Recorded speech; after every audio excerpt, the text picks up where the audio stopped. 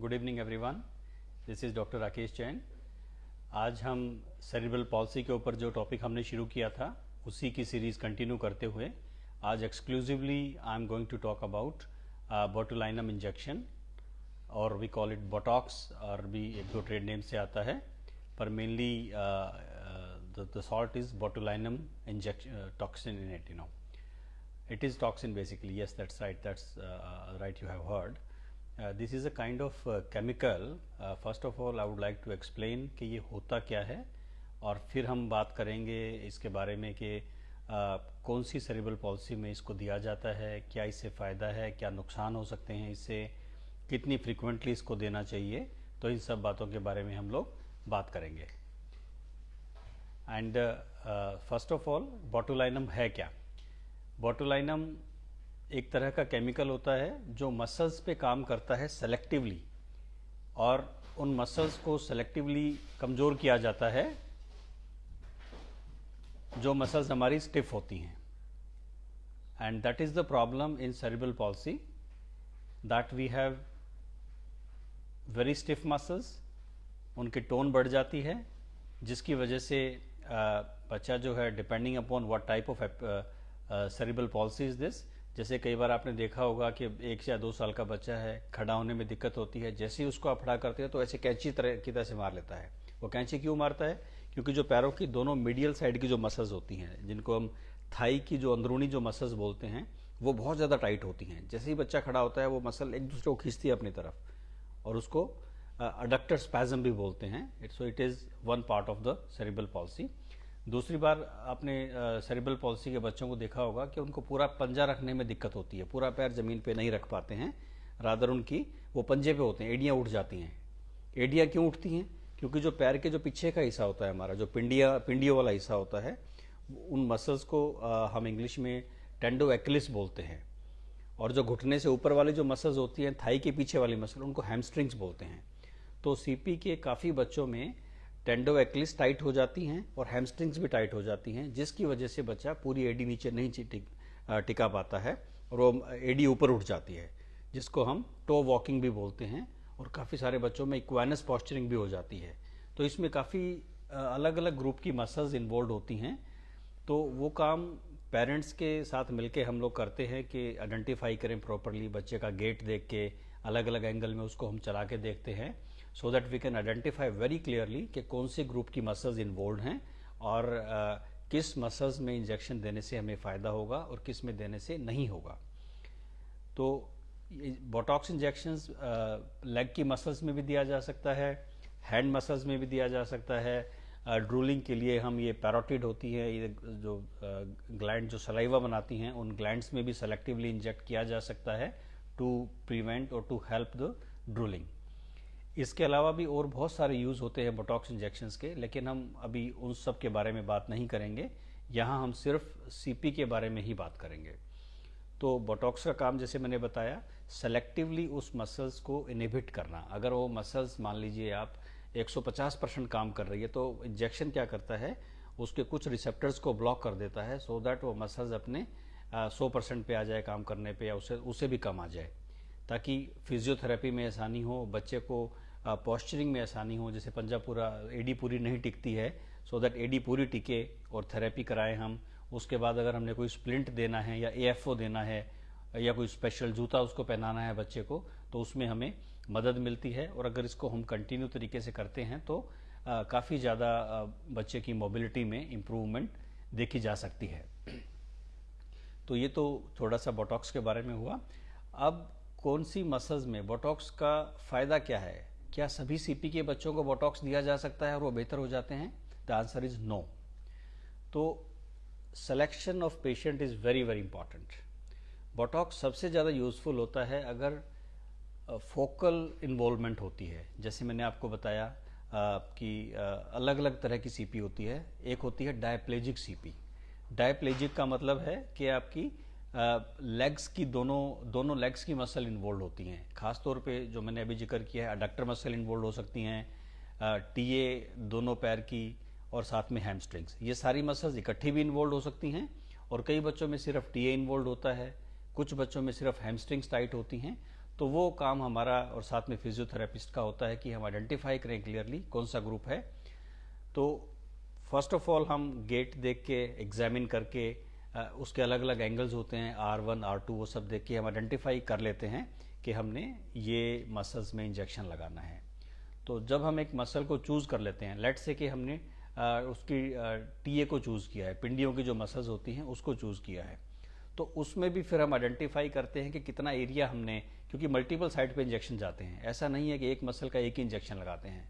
एक मसल में कम से कम हम 2 से 4 और इवन ज़्यादा इंजेक्शन भी लगा सकते हैं, जो कि डोज हम उसकी बनाते हैं, उसको अलग अलग छोटे छोटे पार्ट्स में डिवाइड करके हम लगाते हैं।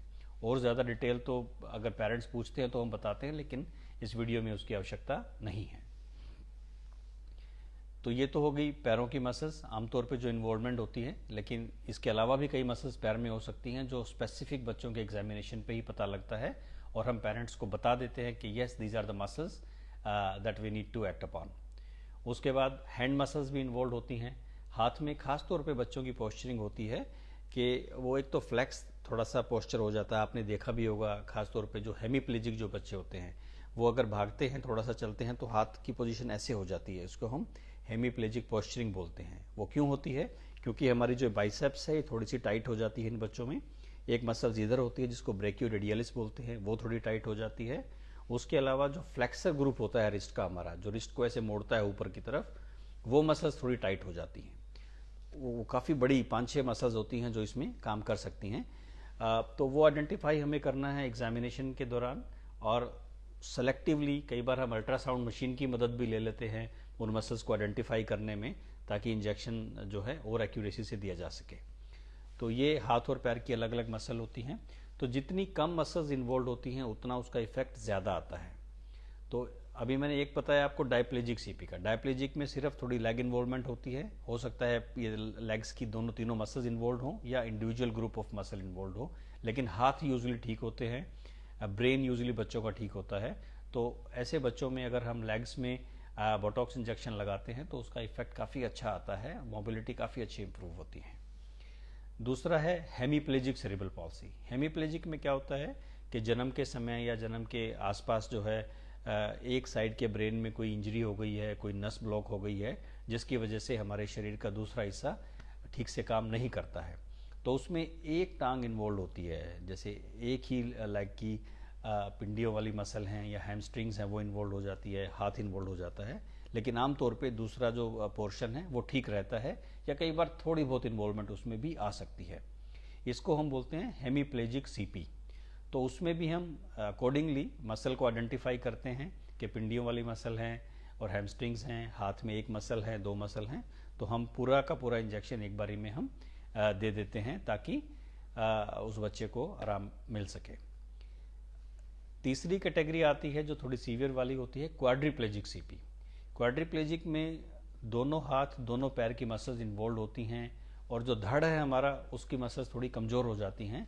तो क्वाड्रिप्लेजिक सीपी के जो बच्चे होते हैं आमतौर पे उनको काफ़ी कठिनाई आती हैं खड़े होने में, चलने में। Most of the time they are dependent on somebody और on wheel chair to get the assisted mobility. तो ऐसे बच्चों में आमतौर पे बोटॉक्स का बहुत ज़्यादा फायदा नहीं होता है। तो क्या ऐसे बच्चों में हमें बोटॉक्स का कोई यूज़ नहीं है? यूज़ है, लेकिन सेलेक्टिव है। तो इन केसेस में हम बोलते हैं कि the Botox use is not therapeutic, it is palliative. Palliative का मतलब क्या है? अगर ऐसे बच्चे जो क्वाड्रिप्लेजिक सीपी के शिकार हैं, अडक्टर्स बहुत टाइट रखते हैं और इतने टाइट हैं कि कई बार हिप डिस्प्लेसमेंट की भी प्रॉब्लम हो जाती है बिकॉज ऑफ टाइट अडक्टर्स। तो ऐसे केसेस में हम पेरेंट्स को बताते हैं कि ये बोटॉक्स इंजेक्शन लगाने का मतलब ये नहीं है कि बच्चा उठ के खड़ा हो जाएगा और चलने लग जाएगा। उससे बोटॉक्स से फ़ायदा इस तरह के केसेस में क्या होता है कि बच्चे की जो रूटीन एक्टिविटीज़ हैं या फिजियोथेरेपी है उन सब को कराने में सहूलियत होती है, बच्चे को दर्द कम होता है और मोबिलिटी में भी थोड़ा सा फ़ायदा हमें मिल सकता है। तो ये कैटेगरीज थी जिनमें हमें बोटॉक्स को यूज़ करना चाहिए, किन में ज़्यादा फ़ायदा होता है, किस में कम फ़ायदा होता है।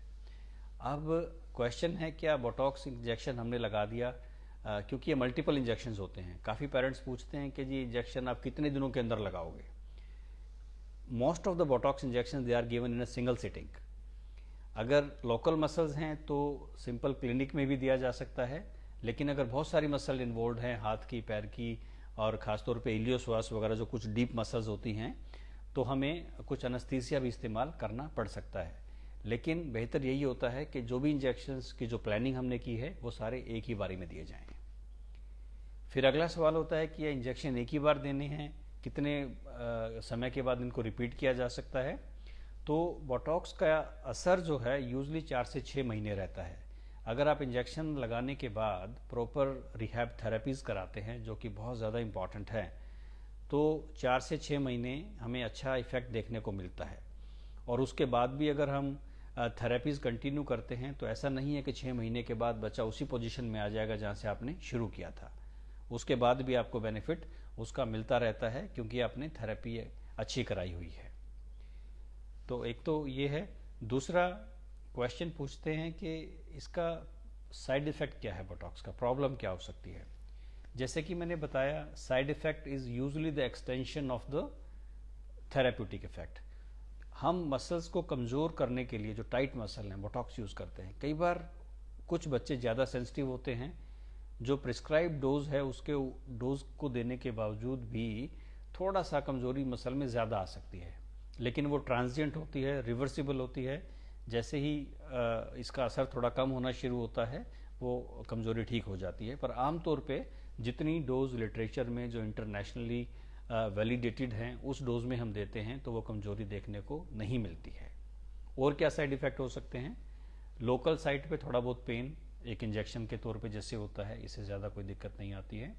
थोड़ी बहुत एलर्जी हो सकती है, वो भी किसी भी इंजेक्शन से हो सकती है, नथिंग स्पेशल।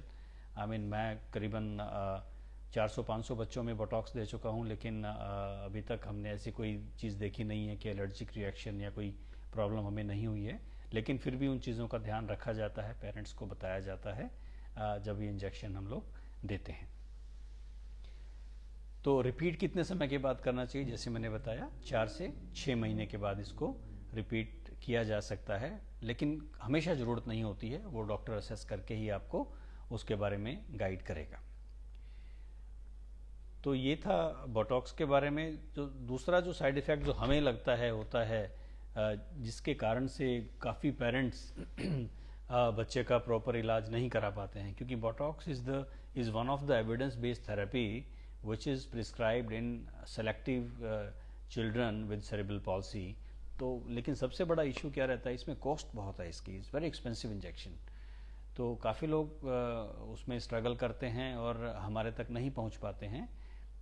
अपनी तरफ से हम लोग ट्राई करते हैं जितना उसको, कुछ एनजीओज भी हैं जो हेल्प करती हैं, या गवर्नमेंट की तरफ से भी ईएसआई हॉस्पिटल में या जो गवर्नमेंट स्पॉन्सर्ड हॉस्पिटल्स हैं उसमें भी कुछ मदद मिल जाती है। तो definitely my message would be, अगर आपके बच्चे को सेरेब्रल पॉल्सी है और डॉक्टर ने बोटॉक्स के बारे में बताया है, तो कॉस्ट की वजह से please do not sit at home. आप ट्राई कीजिए, आप एक्सप्लोर करने का कि कैसे गवर्नमेंट हॉस्पिटल की मदद मिल सकती है। कई बार हरियाणा में ईएसआई के थ्रू भी उसको किया जा सकता है, या जिस डॉक्टर ने आपको बताया है उस डॉक्टर से आप बात कर लीजिए, शायद वो कोई आपको रास्ता बता दें, उनके साथ कोई लोकल एनजीओ का टाई अप हो तो। लेकिन अगर बच्चे को फ़ायदा होता है तो वो ऑप्शन हमें ज़रूर सोचनी चाहिए। I hope this video would help many people who are having cerebral palsy. इसके अलावा कोई क्वेश्चन अगर है तो आप कमेंट सेक्शन में डाल के पूछ सकते हैं। तो with this I will stop this video. Thank you very much for your kind attention. Thank you.